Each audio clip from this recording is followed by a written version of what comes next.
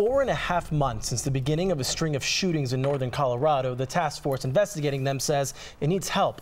Since April, 2 people have died, 1 was injured, and another escaped unharmed. Today, the Northern Colorado Shooting Task Force announced it's offering up to $50,000 for a tip. 9 News crime and justice reporter Anastasia Bolton is covering the story. Anastasia, the task force held a news conference today. Doesn't sound like investigators are any closer to figuring out who's responsible. Well, Jonathan, if they are, they're certainly not telling. Jonathan, the task force has conducted over 500 interviews and cleared 10 persons of interest. Again, it is offering $50,000 for information leading to an arrest. $1,000, dozens of tips, and yet nothing can come of this. Yeah, well, they're hoping that the increase in dollars will definitely lead to the resolution in these cases. Absolutely, let's hope so. Thank you, Anastasia. 6 weeks after the blowout at the Gold King mine, members of 2 House committees heard testimony today about water quality in the Animas River. EPA Administrator Gina McCarthy testified before a joint meeting of the House Oversight and Natural Resources Committees on Capitol Hill. Native American leaders and the head of Colorado's Department of Public Health and Environment also addressed House members. They all testified that while water quality appears to be back to the conditions seen before the spill, that doesn't mean it's clean. They say legacy mining in the area affected the waterway for years before the spill and still needs to be addressed. Coming up tonight at 5, we'll have more on what officials had to say about pollutants in the river's sediment and whether the upcoming winter will affect how they address the spill. At least 10 people in Chile are dead after a powerful earthquake that struck the northern part of the country last night. The 8.3 magnitude quake has been followed by dozens of aftershocks. An Interior Ministry official says 1 million people are out of their homes. Another 250,000 people are without power. There are fewer Democrats than Republicans in the race for president, and one of them paid Denver a visit today to learn about pot. Martin O'Malley, the former governor of Maryland, spent an hour today hearing from pro-pot activists and from Colorado officials who regulate marijuana. As president, he said he'd use executive powers to take marijuana off the Schedule 1 narcotics and place it on the Schedule 2 list. But he said he wants to see more data on the effects of legalization in Colorado and other states before he'd feel comfortable supporting full legalization of pot at the federal level. O'Malley is the loudest critic of how Democrats are handling the 2016 race. He sat down with 9 News political reporter Brandon Rittiman to explain why. That full interview will air on Sunday's Balance of Power. That's Sunday morning at 8:50 here on 9 News. Overall reaction to the second GOP primary debate last night is that it lived up to the hype. If it featured your typical attacks, but political analysts say we also learned a lot about the candidates. One of the most talked about topics today, Trump's response to a question about vaccines. He suggested spacing out vaccines would impact the number of children diagnosed with autism. Doctors say there's no evidence to support that. A poll many of you actually took on 9news.com shows that Trump won the debate. People flying American Airlines probably didn't get very far today. Computer outage shut down service in several cities. DIA says it was not affected. The outage started just before 10 a.m. our time. It affected domestic flights to Dallas-Fort Worth, Chicago, and Miami. The FAA says planes were delayed for several hours. American Airlines says the computer system has since been fixed. All right, chip lovers, listen up. Some bags of Doritos are going to start looking a little different. Doritos Rainbow bags are designed to celebrate the LGBT community. The chips come in the shades of red, orange, green, blue, and purple, inspired by the colors of the pride flag. One catch, can't buy them in stores. To get a bag, you'll need to donate $10 or more to the It Gets Better project. You can actually find it online. It's a program that encourages gay and lesbian teenagers who have been bullied. Kind of an interesting concept. Yeah. Would you ever eat a green chip? Maybe a purple one? I eat the extreme nacho cheese ones that turn your fingers and your hands all orange. I'm a Cool Ranch kid. Oh my gosh, they're so addicting. I'll try any color probably. I've never passed up a chip. There you go. A purple though? All right. We are celebrating Hispanic Heritage Month, and today... You know they're not natural anyway. This is true. This is true. So yes. Why not? They don't come naturally, those colors. Hispanic Heritage Month, and today one woman is sharing her experience of coming to Colorado. Next, what she's doing now and what it took her for her to get there.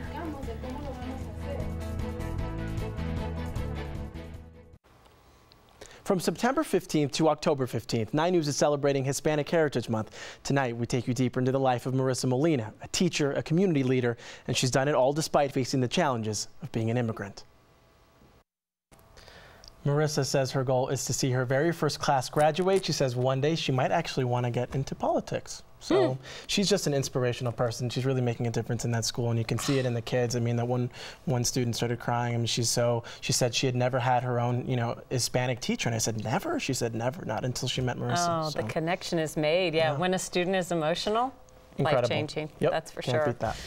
More cooler, little bit of rain maybe in the weekend. Just maybe. Temperatures are dropping, that's for sure. Yeah. Kathy's back next with your forecast.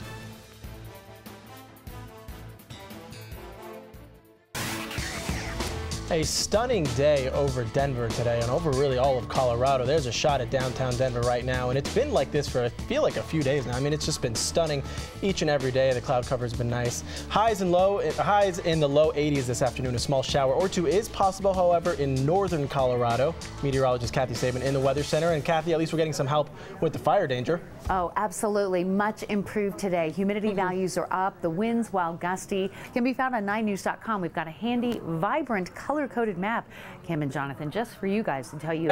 I need that. Can you print that out for me, Kathy? Yes. Please. Or you can come back and I'll just walk you through it. We don't have a color printer here. We don't have color printers. But his desk is right by mine, so just come on back. That's one of the perks of being here. So which here. color do I care the most about? Well, I don't know. We're doing all right with orange today, so let's go with that. Okay, that's orange looks good. All right. Perfect. Thank you, Kathy. Okay.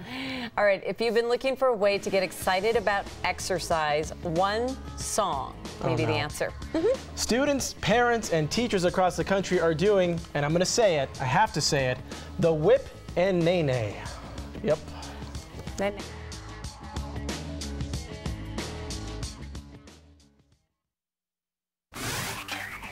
All right, let's be real. No one knows how to do the whip and nay-nay better than Kim. Oh, right. That's the big thing right now. It's from singer Salento's song, Watch Me. An assistant principal at an elementary school in Arkansas. Logan isn't the only educator doing this. The whip and nay-nay is becoming popular at schools across the country. A gym teacher in Alabama made Mashable today because he has his students do an entire gym set to the song Watch Me. Jared Pascal is an elementary school PE teacher in Harvest, Alabama. He posted the routine to YouTube in late August, explaining that his students perform the dance filled with push-ups, high knees, and lunges. That's one way to get kids to exercise at the beginning of class to warm up for the day.